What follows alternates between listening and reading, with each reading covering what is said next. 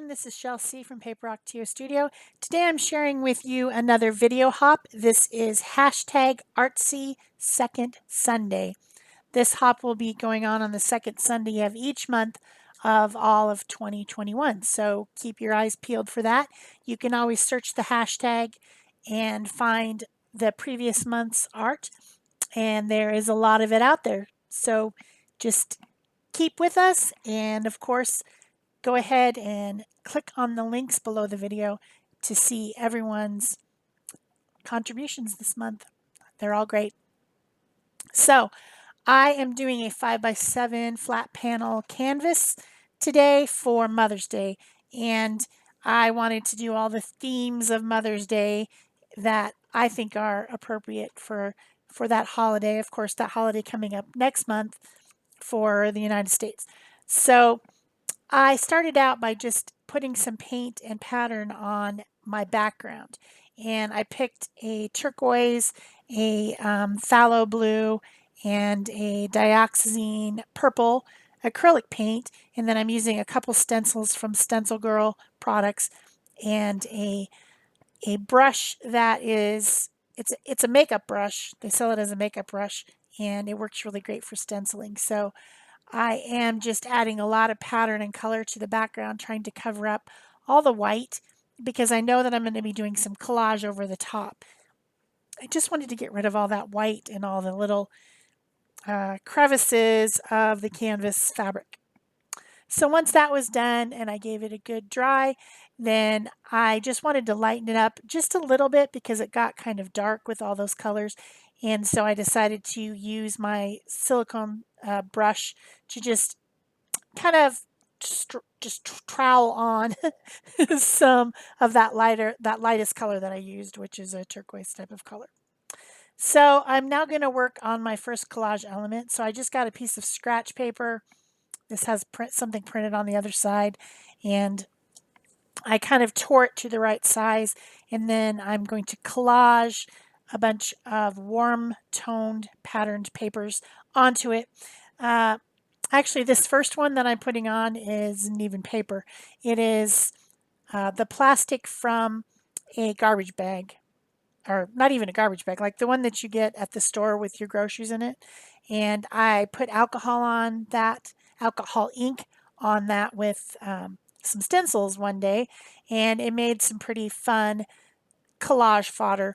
And then I have some other bits that are from gel printing, or maybe they're stenciled, just different pieces of paper, and I'm using bright pink, bright orange, bright yellow, those type of colors, maybe a little bit of corally peachy colors.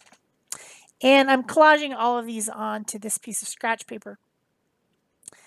And I'm going to get that all on there so that it's all pretty all over the place, and then I'm going to cut out a heart because the first thing that I think about for Mother's Day is heart.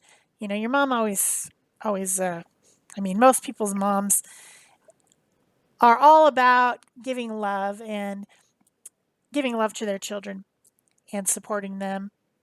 Hopefully your mom is like that too. And so heart represents love. Of course, it also represents romantic love, but that's not where we're going. We're just going with regular old mom love here. None of that romantic nonsense. So after that was dry, I cut it into a heart shape to be part of my focal point on this particular canvas. Then I wanted to add a little bit more collage, so I'm using some different pieces of paper that are in the colors that go with the background and just adding them here and there to give a little bit more visual interest, to kind of to work on the composition, basically, is what I'm doing. I like to have the rule of thirds where you put something 1/3 and 2/3 with the lines. I think that makes it more interesting. And so since I am putting this heart right smack in the middle, I wanted to just add a little bit of linear design to kind of give that idea of composition in the background. So these are the same colors and the same, you know, a little bit more pattern. I've got the blues, purples, and These papers are all gel printed paper with stencils. So now I'm going to put my heart on. I'm using Liquitex matte gel medium to apply all my collage today. This is a thicker matte medium. I don't prefer glossy things, and so I always use matte. And it's thick enough that it grabs to the paper and grabs to the fibers really quickly, and I don't have a lot of sliding around or things peeling back up. I like to move quickly through these processes, so I prefer the gel matte medium. Now I'm going to put some more elements on. I decided the next thing I think about with Mother's Day is flowers. I don't know when that started.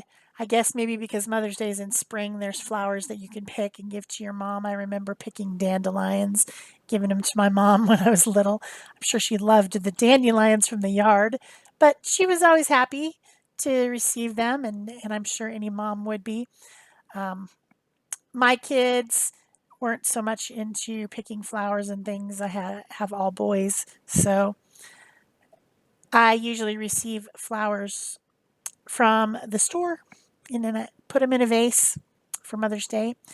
So I think that that's a pretty common theme. And my mother's, her name is Daisy.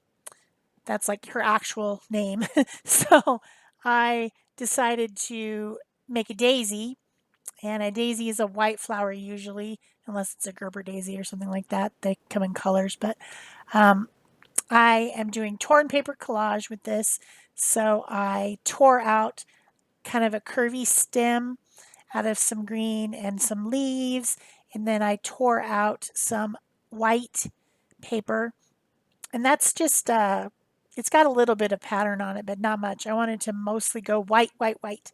So it has a little bit of leftover green ink on it from something, but not a big deal. It's mostly white. And I'm tearing them into long ovals with points and then gluing them down, radiating around in a circle to make this daisy type flower.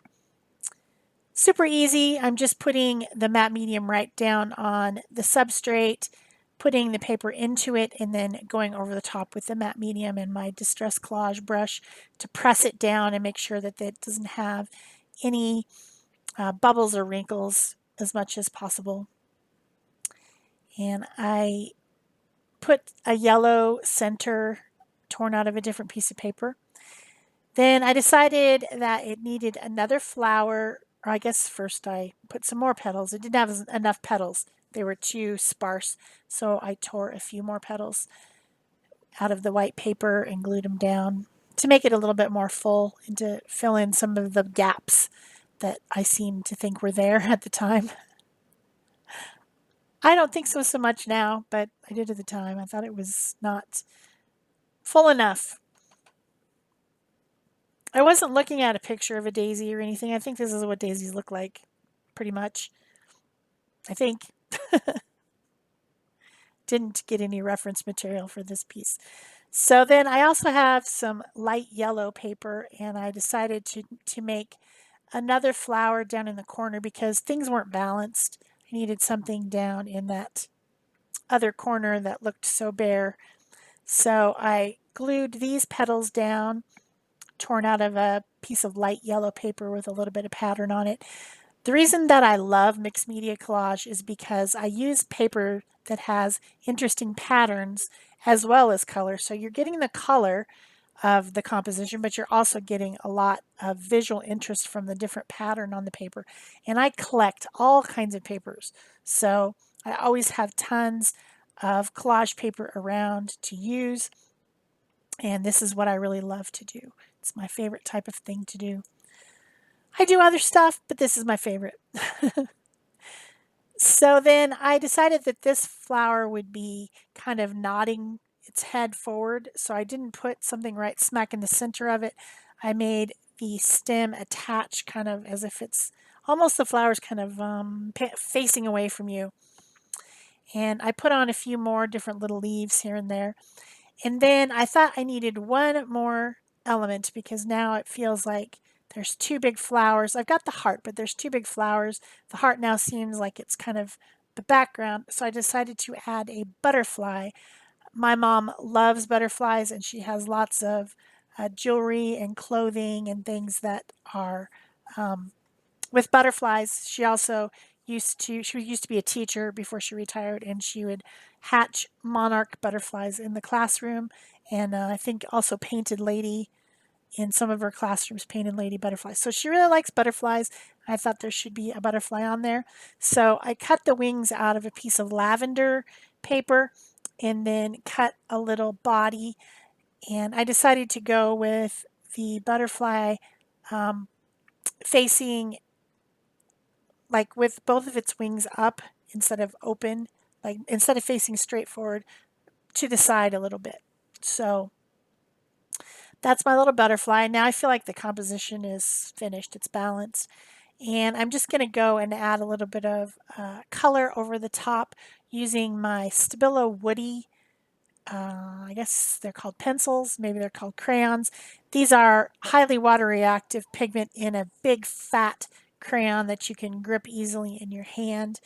And it reacts to water so quickly that there's no streaking or anything when you blend it out with your water brush. So I'm just adding a little bit of pink, a little bit of yellow, just kind of touching up and clarifying some places where I felt it needed it. And that's just, this one is real simple. There's not a lot of fussing going on with this one. Adding a little bit of lavender to the wings and yellow and orange in the centers of the flowers to give them a little bit more depth.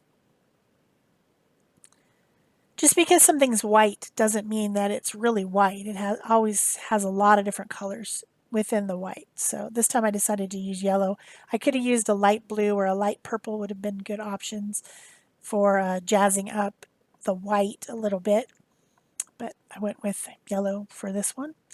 Then I have a couple acrylic paint pens, and I'm drawing on some little antenna for my butterfly and some seeds in the center of my flower, just stuff like that, finishing up just a few tiny little details.